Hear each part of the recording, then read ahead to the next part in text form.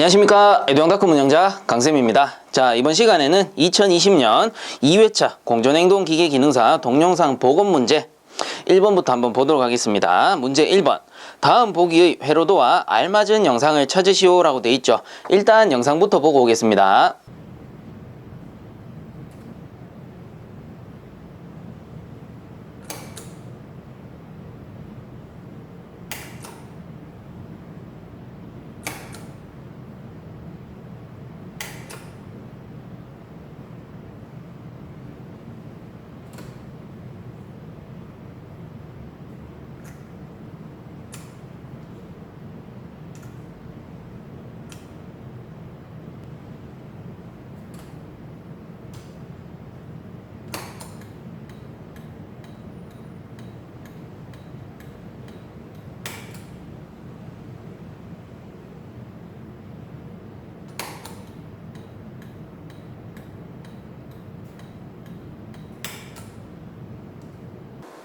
자, 영상들 보고 오셨는데 영상은 가, 나, 다 이렇게 총 3가지 영상입니다.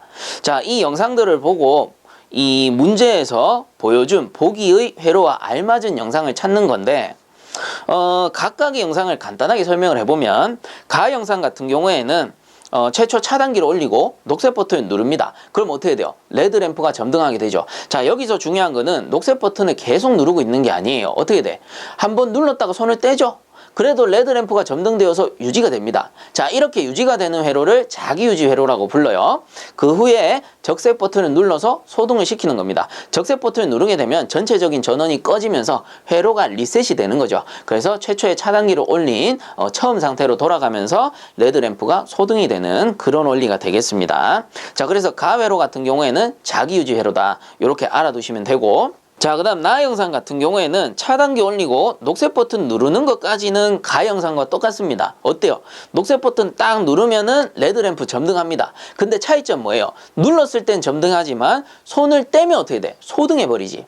자, 이렇게 누를 때 점등, 떼면은 소등, 누를 때 동작, 떼면은 오프 하는 회로를 인칭 회로라고 하는 겁니다. 그래서 여기에 사용하는 스위치를 똑같은 푸시 버튼이지만 이름을 인칭 스위치라고 부르는 거예요. 그래서 나 영상 같은 경우 사용된 녹색 버튼은 인칭 버튼이 되는 거겠죠.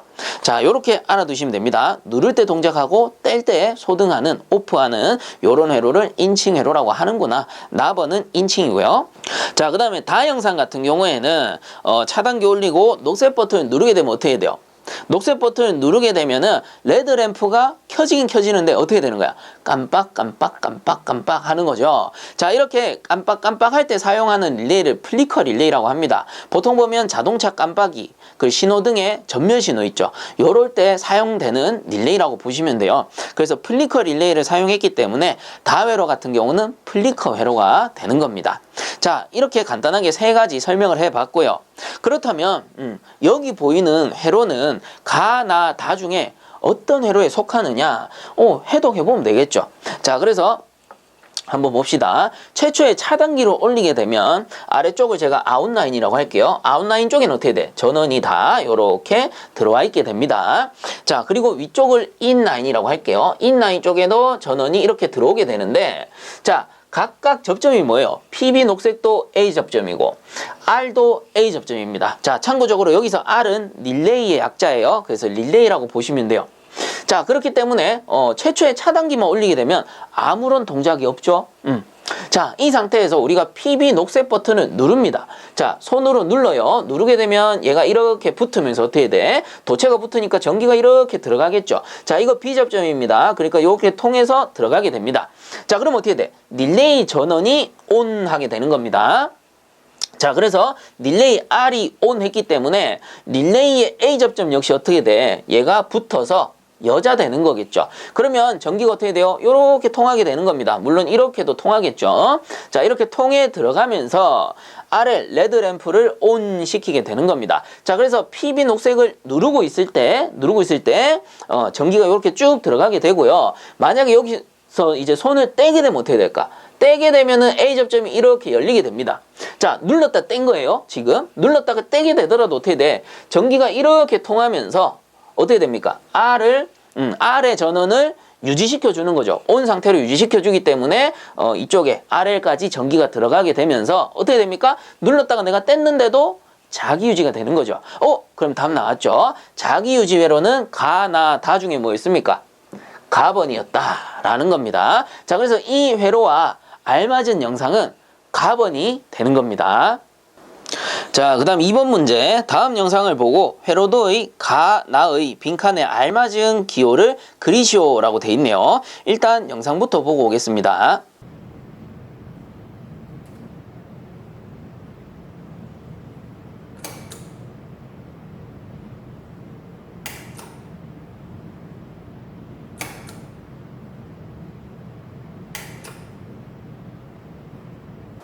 자, 영상들 보고 오셨는데 영상을 간단하게 설명해 드리면 최초에 차단기를 올리고 녹색 버튼을 누르게 됩니다. 녹색 버튼을 누르면 어떻게 돼? 레드 램프가 점등하게 되죠. 자, 이때 버튼을 눌렀다가 떼는데도 레드 램프가 점등되어서 유지가 되는 거죠. 그래서 아하, 자기 유지 회로구나 알 수가 있고요. 그 후에 PB 적색 빨간색 버튼을 누르게 되면은 릴레이가 꺼지면서 레드 램프가 소등하게 되는 겁니다. 자, 그래서 설명하고 나니까 어때요? 앞에 1번 문제에서 나왔던 회로하고 똑같습니다. 그쵸? 그래서 1번 문제 맞추셨던 분들은 당연히 2번 문제도 맞추셨을 거라고 봅니다. 다만 이제 글이라고 했기 때문에 그림 기호가 조금 사람마다 달라질 수는 있겠죠. 그래서 최대한 제가 답에 가깝게끔 그려드린다면 자, 요 가번에 들어갈 기호 같은 경우에는 자, PB 적색이 있고요. 그럼 뭐가 있어야 돼? PB 녹색이 있어야 되겠죠. 녹색 버튼이 영상에 있었으니까. 자, 그래서 요 녀석은 요렇게 그립니다. 요렇게 접점이 있으면 녹색 버튼은 누를 때 동작하기 때문에 A 접점이에요. 그리고 푸시 버튼 스위치이기 때문에 스위치 표시로 요렇게 막대기를 하나 더 그려줍니다. 그리고 옆에다가 PB 녹이라고 적어주시면 더욱더 좋겠죠. 자, 이렇게 PB 녹 적으셔도 되고요. 뭐 PB 줄 끊고 녹 이렇게 적어도 되고요. 뭐 녹색 이렇게 적으셔도 되고요. 자, 어쨌든 간에 A 접점인 거 확실하게 표시해 주시고 그리고 녹색 버튼이란 것만 표시를 해 주셨다면 감독관이 보고는 아, 맞는 답이다 처리해 줍니다. 어떻게 쓰든 간에 알아만 볼 수 있으면 되는 거예요. 자, 그 다음에 요 나번에 들어갈 건 뭐겠어요? 우리 앞에 1번 회로 다시 보셔도 돼요. 자, 그래서 여기 들어갈 거는 자기유지 회로라고 했잖아. 자기유지 회로기 때문에 당연히 A 접점 R이 들어가게 되는 겁니다. 그래야 얘가 ON 하면은 붙어서 유지가 돼가지고 레드 램프를 계속 점등된 상태로 유지를 시켜줄 수가 있겠죠. 그래서 한 번 더 간단하게 정말 간단하게 해독을 해드리면 최초 전원을 넣으면 아웃라인에 전기가 이렇게 쭉 들어오고요.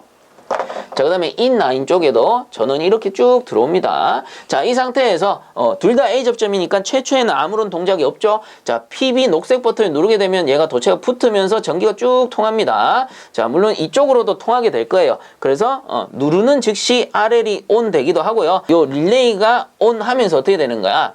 요 릴레이 A 접점이 붙어서 여자가 되는 거죠. 자, 그래서 내가 요 버튼을 눌렀다가 손을 떼더라도 어떻게 돼? 손을 떼게 되면 이쪽으로는 전기가 안 들어가요. 그렇지만 요 릴레이 A 접점이 붙어서 자기 유지 되니까 이쪽으로도 전기 넣어주고 이쪽으로도 계속 전기 넣어줄 수 있으니 레드 램프가 ON 되어서 유지가 된다. 자기 유지 회로다 라고 했죠.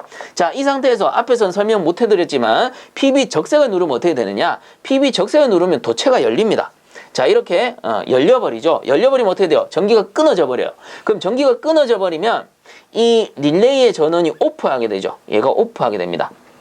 자, 오프하면 어떻게 돼? 요 A 접점이 원위치하게 되는 거야. 전기가 안 통하게 소자돼 버리는 거지. 그래서 얘가 열리면서 이 아래쪽의 전기도 어떻게 돼? 다 끊어져 버려요. 이쪽으로 가는 전기 끊어지고 이쪽으로 가는 전기도 끊어져 버리니 요 RL 레드램프는 오프하게 되는 겁니다. 그래서 최초의 상태로 돌아가게 되는 거예요. 그래서 눌렀다가 떼더라도 어차피 원위치 리셋해 버렸으니까 소등되어서 그대로 유지가 되는 겁니다. 그 후에 동작하고 싶으면 다시 녹색 버튼을 눌러야 되는 거겠죠.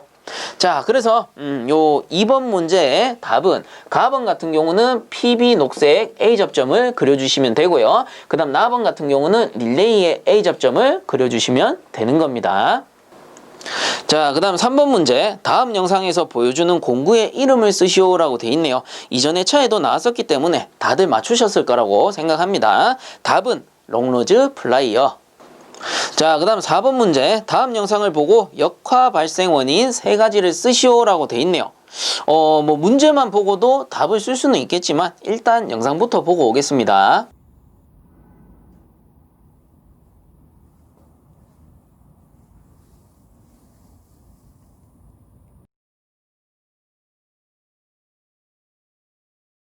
자, 영상들 보고 오셨는데 실제 시험장에서 보여준 영상 같은 경우에는 어떤 작업자가 나와서 이 역화 방지기를 조립하는 모습을 보여줬다라고 합니다. 자, 근데 제가 이 영상을 찍자니 멀쩡하게 설치되어 있는 역화 방지기를 풀 수는 없었어요. 그래서 어쩔 수 없이 조립하는 영상이 아니고 이전에 촬영해뒀던 그 영상으로 좀 대체를 하게 됐습니다. 그래서 이 부분은 양해를 좀 부탁드리고요. 어쨌든 시험장에서 보여준 영상 같은 경우는 이 역화 방지기 관련된 영상을 보여주고요. 그리고 문제에서 대놓고 물어봤잖아요. 어떻게?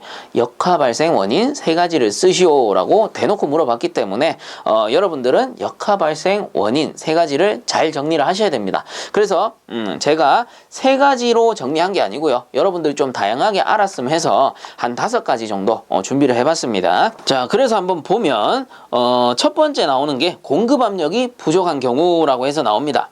자, 그래서 공급 압력이 부족하다. 이건 무슨 말이냐면은 우리 역화라는 거를 영어로는 백파이어라고 합니다. 거꾸로 타고 들어간다라는 거거든요.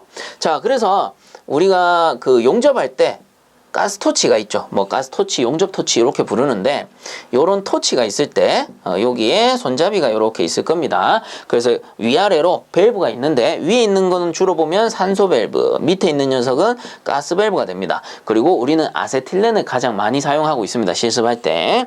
자, 그래서 이 토치에서 화염이 이렇게 발생되어서 이 정상 연소 하려면 어떻게 해야 되는 거야?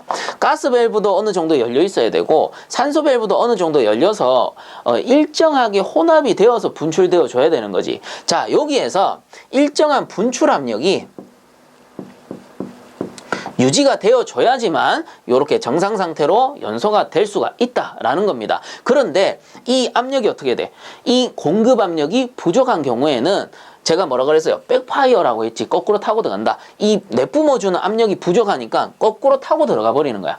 거꾸로 타고 들어가면서 빵 하면서 터져버립니다. 앞에서 빵거리면서 꺼져버려요. 역화가 발생하면. 자, 그래서 공급 압력이 부족한 경우 역화가 일어날 수 있다. 그래서 역화 발생하면은 이 토치를 기준으로 했을 때 버너 말고요. 우리가 용접할 때 이 토치를 기준으로 했을 때 역화가 발생하면 빵 터지면서 화염이 꺼져버려요.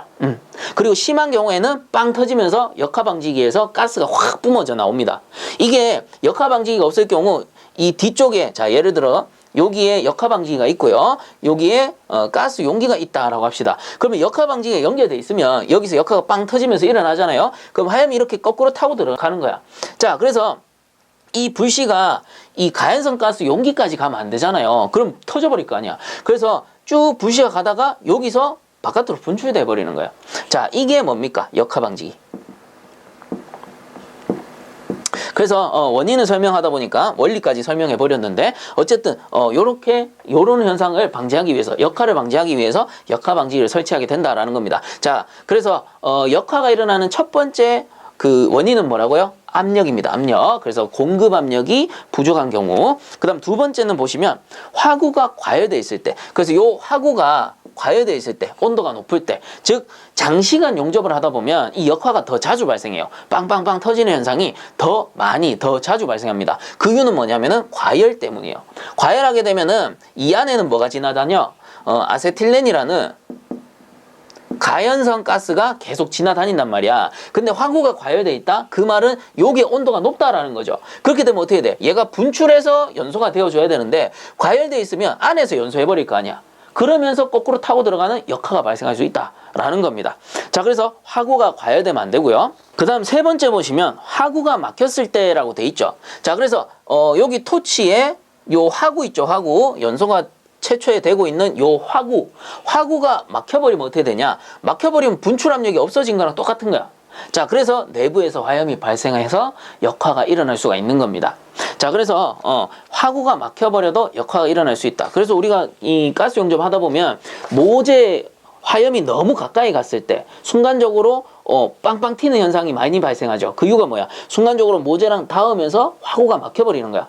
그래서 일정 거리를 유지시키면서 우리가 내접을 하든 외접을 하든 진행을 해줘야 된다라는 겁니다. 그래서 주로 보면 저는 학생들한테 기준을 알려줄 때 화구가 가까이 가는 건 좋은데 이 백심이 웬만하면 이 모재랑 닿지 않게끔 그 정도의 거리는 유지해줘라 라고 제가 요즘에는 교육을 하고 있어요. 그래서 참고적으로 꼭 알아두세요. 화구가 막혔을 경우에도 역화가 일어날 수 있다.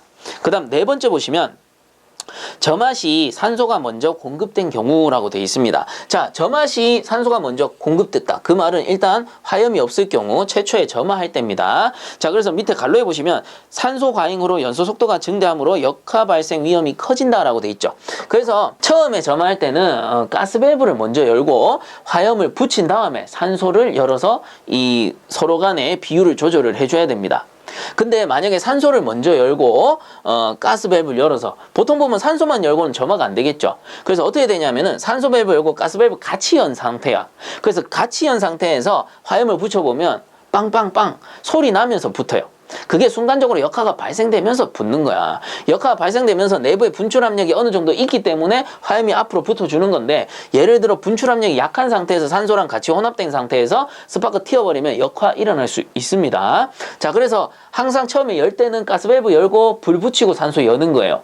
자, 근데 그 사용자의 미숙으로 같이 열었어. 산소를 먼저 열었어. 쉽게 얘기하면. 그 상태에서 점화를 시키면 밑에 갈로에서 읽어봤듯이 연소 속도가 증대해요. 산소랑 같이 혼합되어 있으니까 순간적으로 확 붙을 거 아닙니까? 그래서 순간적으로 확 붙으면서 이게 앞으로만 붙어주면 좋은데 이 붙는 속도가 너무 빠른 거야. 그러니까 뒤쪽으로도 붙어버리는 거지. 그래서 역화가 일어날 수 있다라는 겁니다. 자, 그 다음에 다섯 번째 보시면 이젠 반대로 소화시 가연성 가스를 먼저 잠근 경우, 자, 킬 때는 가스 열고 붙이고 산소 엽니다. 근데 잠글 때는 산소 먼저 잠그고 가스 잠궈줘야 돼요. 그 왜 그래? 우리 앞에서 말했듯이 산소가 혼합되어 있는 상태에서는 연소 속도가 빠르단 말이야. 그렇기 때문에 산소를 먼저 잠궈서 연소 속도를 늦춰준 다음에 가스를 잠궈서 안전하게 끄는 거예요. 근데 여기서 말했듯이 소화시에 가연성 가스를 먼저 잠근 경우, 산소를 먼저 잠근 게 아니고 가연성 가스를 먼저 잠궈버리면 어떻게 돼? 순간적으로 산소의 양이 늘어나면서 과잉 산소량이 늘어나고 연소 속도가 빨라지겠죠. 그럼 또 똑같이 뒤로 타고 들어가는 역화가 발생할 수 있다라는 겁니다. 자, 이렇게 원리만 알아버리면 외우기 쉽죠. 그래서 여러분들 요 5가지 중에 여러분들이 암기하기 좋은 거 뭐 3가지 외우셔도 되고, 차후에는 산업기사 같은 경우는 뭐 혹시라도 5개 적어라 라고 할 수도 있잖아요. 그래서 다 알아두시면 가장 좋은 겁니다. 그래서 마지막으로 역화의 발생 원인은 공급압력 부족, 화구 과열, 화구가 막혔을 때, 점화시 산소가 먼저 공급되었을 때, 반대로 소화시 가연성 가스를 먼저 잠궜을 때, 이런 경우에 발생할 수 있다. 이렇게 알아두시면 좋을 것 같습니다. 자, 그 다음 5번 문제. 다음 영상에서 보여주는 장치의 명칭과 그 사용 목적을 쓰시오라고 돼 있네요. 자, 그래서 요 장치 같은 경우에는 이전의 차에도 많이 나왔습니다. 생각보다 많이 나왔어요. 그래서 생긴 모양이 어때? 요렇게 해가지고 밸브판이 요렇게 해서 나비 모양으로 생겼다라고 해서 뭐라고 부른다?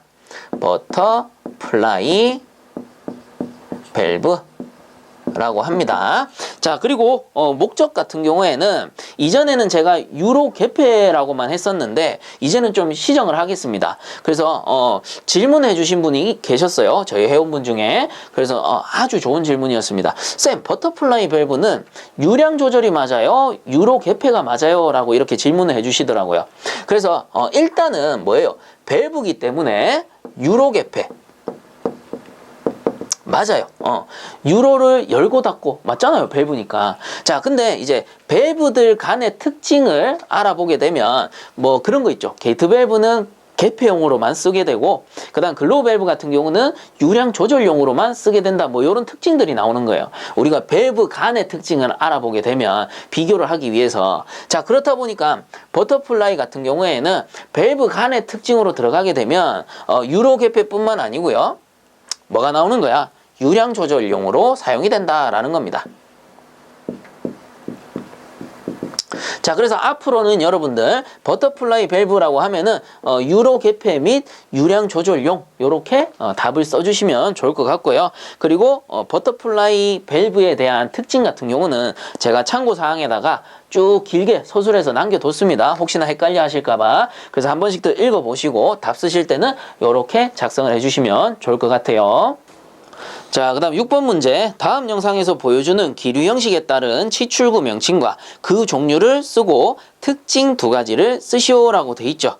일단 영상부터 보고 오겠습니다.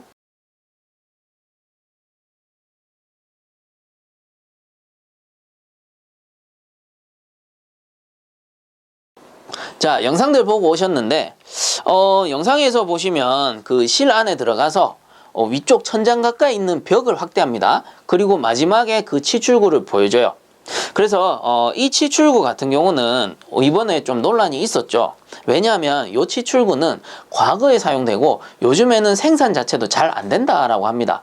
그래서 저도 사실 이거 못 찾았어요. 자료를 찾을 수가 없었는데 저희 회원분 중에 한 분이 요 관련 업을 과거에 했었답니다. 그래서 자기가 직접 보고 이거 옛날에 내가 쓰던 건데 해가지고 요 자료를 요 사진을 직접 자기가 그렸어요. 본인이 그려서 저한테 넘겨주셨고 그리고 과거에 쓰던 모델이고 현재는 잘 사용하지 않습니다 라는 내용도 저한테 알려줬습니다. 그래서 다시 한번 감사하다라는 말씀을 드리고요. 그래서 이 영상에서 보여준 치출구 같은 경우에는 답부터 정리를 좀 해드리면 기류 형식에 따른 명칭 같은 경우, 자, 첫 번째 기류 형식에 따른 분류로 들어갔을 때 그 명칭은 충류형 치출구가 돼요. 자, 기류 형식에 따른 명칭이 되는 겁니다. 그 다음 두 번째, 요 치출구의 종류가 많은데 그 종류로는 노즐형입니다. 노즐형 치출구 라고 볼 수가 있어요. 자, 그리고 특징 같은 경우 세 번째 특징 쓰라라고 했죠. 특징 같은 경우에는 요게 2가지 쓰라라고 했기 때문에 첫 번째 구조가 간단하다. 그리고 소음이 작다. 요렇게 정리를 해주시면 좋을 것 같아요. 그래서 왜 이렇게 세분화해서 제가 적어 드리느냐 하면은 이번에도 뭐 충류형이다, 노즐형이다, 뭐 이 논란이 좀 많이 있었죠. 자, 그래서 기류 형식에 따른 명칭으로는 충류형이 맞고요. 그리고 그냥 이제 그 치출구의 종류로 봤을 때는 노즐형 치출구가 맞아요. 그리고 특징은 제가 노즐형 치출구의 특징 2가지를 가지고 온 겁니다. 그래서 여러분들 문제를 잘 읽어보셔야 되겠죠. 문제 잘 읽어보시고 기류 형식이라고 하면 충류형이라고 적어주셔야 되고 그 외에 이제 기류 형식이 아니고 그냥 명칭을 써라 혹은 종류를 써라 라고 하면은 노즐형이라고 써주셔야 되는 거고 특징은 이제 요 종류가 나왔으니까 거기에 알맞는 특징을 적어주셔야 된다라는 겁니다. 그래서 오해가 없으셨으면 해서 제가 정리를 한번 해드릴 거예요. 자, 치출구라는 거는 크게 요렇게 나눌 수 있습니다. 기류 형식에 따라서 일단 첫 번째 나눌 수 있어요. 그래서 기류 형식에 따라서 나누게 되면은 1번이 충류형이고 그 다음에 2번이 확산형입니다. 충류형이라는 거는 말 그대로 축 방향으로 나간다라는 겁니다. 그 중에서 노즐형은 완전 직진형이에요. 그냥 쌌다 하면 그냥 바로 들어가요. 그래서 내부에 그 기류를 조절하는 베인이 없기 때문에 그냥 직선으로 바로 나갑니다. 노즐형 같은 경우에는 말 그대로 노즐이에요. 직선으로 쏴줘요. 그래서 기둥 형태의 그 기류를 보인다라고 얘기를 해요. 그래서 이 노즐형은 충류형에 속하는 거예요. 쉽게 얘기하면. 그리고 확산형은 내부에 베인이 있기 때문에 이렇게 쫙 뿌려주는 거예요. 그래서 충류형은 그 축 방향으로 쭉 나가는 거, 확산형은 쫙 이렇게 뿌려주는 거, 실 안에 확 뿌려주는, 확산시켜주는 거. 자, 그래서 이 충류형 안에 정말 여러 가지가 있습니다. 뭐 노즐형도 있고요. 그리고 뭐 펑커 루버형도 있고, 그리고 유니버셜형도 있고, 그리고 뭐 머시룸형, 이런 식으로 종류가 많은 거예요. 종류가. 그리고 확산형 같은 경우에도 뭐 아네모스테형, 그리고 펜형 등이 있는 거예요. 자, 이렇게 기류 형식에 따라서 나눈 종류가 되는 거야. 기류 형식에 따라서 충류형, 확산형으로 나눌 수 있고요. 충류형에 속하는 그 치출구는 노즐형, 펑커루버형, 유니버셜형, 머시룸형이 있는 거고 그 외에도 많습니다. 사실 조사를 해보면. 근데 이제 주로 보면 교재에서 다뤄지는 녀석들만 제가 갖고 온 거예요. 그리고 확산형 같은 경우에는 아네모스텔형, 펜형이 있는 거고 그 외에도 또 많이 있겠죠. 자, 그리고 기류 형식이 아니고요. 설치 위치에 따라서 또 나눌 수 있어요. 설치 위치. 자, 설치 위치는 뭐겠어요? 당연히 천장에 설치하냐. 천장형. 그리고 벽에 설치할 수도 있죠. 벽 설치형. 그래서 뭐 벽 설치형. 뭐 이런 식으로 나눌 수 있다라는 겁니다. 그래서 뭐 천장형 같은 경우에는 아네모스텟. 그리고 뭐 펜형. T라인형, 노즐형 이런 것들이 있고요. 그리고 벽 설치형 같은 경우에는 유니버셜형, 대표적인 게 유니버셜형, 그리고 노즐형 이런 것들이 있다라는 겁니다. 그리고 유니버셜형 같은 경우에는 드물긴 하지만 벽에도 설치하고 간혹 보면 드물게 바닥에도 설치하는 경우도 있어요. 자, 그래서 밑에 설치 위치에 따라서 한번 보니 어때요? 노즐형이 천장형도 있고 그리고 벽 설치형도 있다라는 겁니다. 즉 노즐형 같은 경우에는 천장에 설치할 수도 있고 벽에 설치할 수도 있다라는 겁니다. 사용할 때. 자, 그래서 설치 위치에 따라서는 뭐 중복된 내용들도 있을 수 있다라는 거고, 그리고 실제로 뭐 그렇게 얘기하진 않지만 바닥형 같은 경우 바닥형 그 치출구, 바닥형 디퓨저라는 거는 따로 이제 분류를 하진 않아요. 근데 주로 보면은 바닥 가까이 설치되는 애가 있어. 그래서 바닥형이라고 적진 않을게요. 바닥 가까이 설치되는, 바닥 가까이 벽이나 요런 데 설치되는 게 그릴형이 존재합니다. 요렇게 정리를 좀 해주시면 될 것 같아요. 그래서 요 내용들은 제가 요 이제 문제지에 그 밑에 참고사항의 해설로 좀 정리를 해서 남겨두도록 할 테니까 여러분들 궁금하신 분들은 한 번씩 쭉 한번 읽어보시기 바랍니다. 자, 그래서 뭐 충류형이 따로 있고 노즐형이 따로 있고 뭐 이런 게 아니죠. 이제 아시겠죠? 그래서 기류 형식으로 나누면 충류형, 확산형 이렇게 나누게 되는 거고 종류는 이렇게 되고 설치 위치는 뭐 또 이렇게 분류를 할 수 있다라는 소리가 되는 거예요. 자, 그래서 여러분들 논란을 좀 최대한 최소화하려고 제 나름대로 이렇게 그 기류 형식에 따라서 그리고 또 종류 뭐 특징 이렇게 나눠놨으니까 보시고 공부를 하셨으면 좋을 것 같습니다. 자, 그 다음 7번 문제. 다음 영상에서 보여주는 부품의 명칭과 역할을 쓰시오라고 돼 있네요. 일단 영상부터 보고 오겠습니다.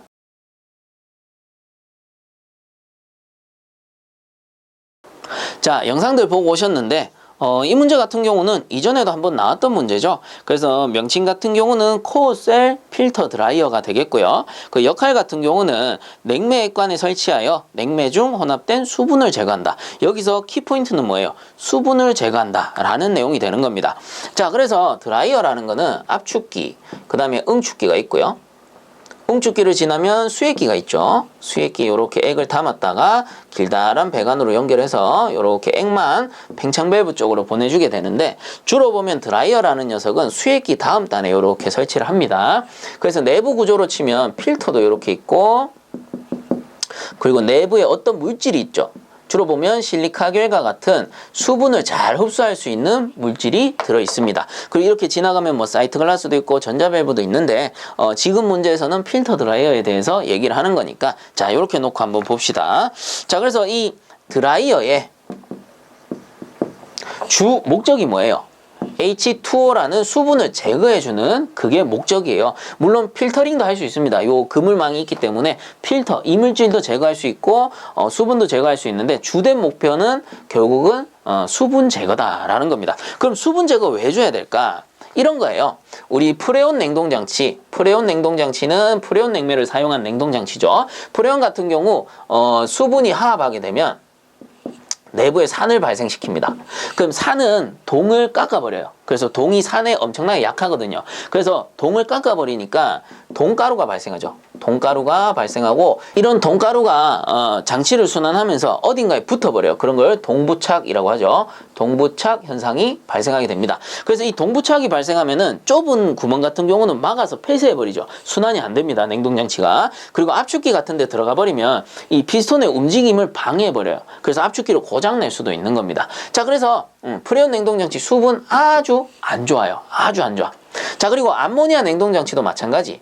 암모니아 냉동장치 같은 경우에도 수분과 화합해버리면 에멀전 현상이 발생해요. 에멀전. 자, 이 에멀전 현상이 발생하면 어떻게 되냐면 냉매는 냉매로서의 역할을 못하게 되는 거고 지 성질을 잃어버립니다. 그리고 윤활유적 성질이 사라져버려요. 그래서 지 역할 제대로 못하는 거야. 그래서 냉매도 지 역할 못하고 윤활유도 지 역할 못하니까 냉매는 지 역할 못하니 제대로 냉동이 안 될 거고요. 윤활유는 요 안에 들어서 피스톤의 마모라든가 피스톤의 과열을 막아야 되는데 윤활유 지 역할 못하니까 어찌 보면 윤활유가 감소한 상태와 같은 거예요. 그러면 내부에 피스톤이 과열하게 되고 잘못하면은 압축기가 고장날 수가 있는 겁니다. 어떨 때? 수분과 화합했을 때. 자, 그래서 이 수분은 냉동장치에 정말 안 좋아요. 그리고 수분이 팽창 밸브 쪽으로 들어가 버리면 팽창 밸브 내부에 좁은 구멍이 있어요. 니들 밸브라고 해서 좁은, 왜? 교축시키려면 좁아져야 되잖아. 이 좁은 구멍을 막아버려요. 어떻게? 동결해서 얼으면서 이 구멍을 막아버리니까 또 순환이 안 되면서 냉동장치를 고장낼 수가 있다라는 겁니다. 자, 그래서 이런 수분을 제거하기 위해서 결과적으로 이런 드라이어를 설치하게 된다라는 겁니다. 자, 이때 요 영상과 같이 요렇게 생긴 드라이어를 이름이 코어셀이라고 부른다라는 겁니다. 그래서 코어셀 필터 드라이어라고 하는 거고 그 역할은 냉매 액관에, 자, 여기 액관이죠. 수액기 지나면 수액기라는 게 뭔데? 내부에 냉매 액만 이렇게 빨아 올려서 보내주는 거란 말이야. 그래서 냉매 액관에 설치하여 냉매준 혼입된 뭡니까? 요 H2 수분을 제거시켜주는 역할을 한다. 혹시나 기억이 안 난다 그러면 수분 제거만 써버리세요. 이게 가장 주된 역할이다 라는 겁니다.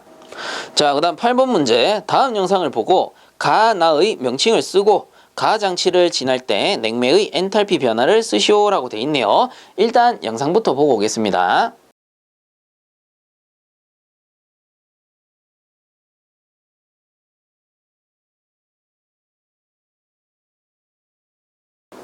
자, 영상들 보고 오셨는데 제 영상하고 실제 출제된 영상하고는 약간 차이가 있습니다. 그래서 실제 출제된 영상 같은 경우에는 최초에 작업자가 나와서 온도계를 가지고 나왔답니다. 그래서 온도계 가지고 와서 실내 온도 재고, 그 다음 가장치, 나장치의 온도를 측정을 했답니다. 자, 그래서 최초에 작업자가 나와서 실내 온도를 측정을 해보니까 실내 온도가 23도씨가 나오더래요. 23도씨.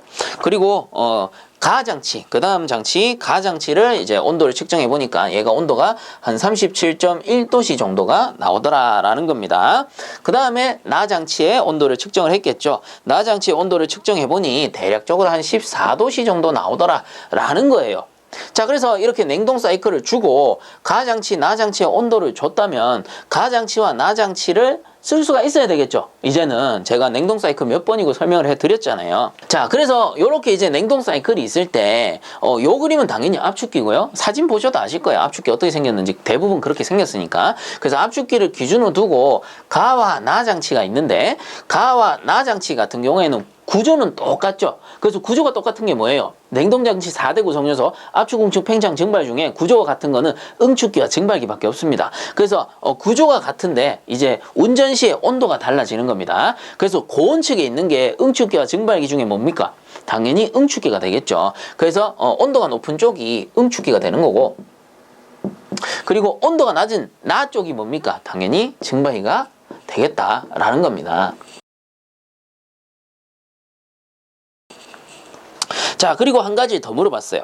그렇다면 가장치를 지날 때 냉매의 엔탈피 변화는 어떻게 되느냐라는 건데, 요거는 여러분들 몰레르 선도를 좀 이해를 하셔야 되죠. 그래서 모르시는 분들은 제가 에어컨 원리라든가 기초 강의 위에다가 링크를 드릴 테니까, 카드 또는 링크를 드릴 테니까 꼭 한 번씩들 보고 오셨으면 좋을 것 같아요. 기본적으로 몰레르 선도는 좀 이해를 하셔야 되는데, 뭐 어쨌든 간에 몰레르 선도를 우리 작도를 해보면 pH 선도라고 합니다. 제 이론 강의 들으셨다면 당연히 쉽게 아실 거예요. 그래서 몰레르 선도 이렇게 있을 때 작도를 해보면, 몰레르 선도는 우리 관행각 없다 치고 이렇게 한번 그려봅시다. 이렇게 그렸을 때, 자, 여기가 압축기고 여기가 응축기, 여기가 팽창 밸브, 여기가 증발기가 되겠죠. 자, 이때 가장치의 엔탈피 H는 어떻게 되나요? 라고 물어봤단 말이야. 그럼 엔탈피 어떻게 됩니까? 자, 응축기는 여기서부터 여기까지 순환 어떻게 됩니까? 반시계 방향, 시계 역방향이죠. 그래서 응축기 같은 경우는 여기서 이렇게 변하는 거야, 엔탈피가. 그래서 엔탈피가 이렇게 밑으로 작도를 해보면 어떻게 됩니까? 이쪽으로 어떻게 돼? 감소하게 되는 거지. 여기서부터 0, 1, 2, 3, 4, 5, 6 뭐 이런 식으로 수치가 올라간단 말이야. 그러면 이쪽으로 가게 되면 엔탈피는 감소하게 되는 겁니다. 자, 그래서 가장치의 엔탈피 변화는 당연히 엔탈피는